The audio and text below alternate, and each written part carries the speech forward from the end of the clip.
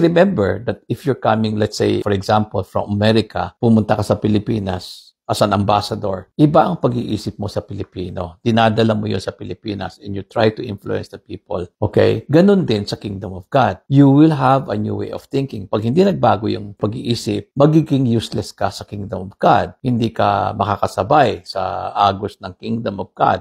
Hindi ka makakasabay sa expansion ng kingdom. Wala kang role doon. Pero kung magbabago ang isipan mo, makikita mo na unti-unti, you become abundant, more and more abundant. Why? Because the way of thinking na galing sa heaven, walang problema sa provision, walang problema sa security. Everything is coming from God. And you will see the kingdom here on earth. Kahit na invisible siya, nakikita mo. It is in your thought patterns. It's in your heart. It is how you deal with people. Nakikita mo how people respond to you because you belong to another kingdom. So that's how the kingdom of God becomes more and more visible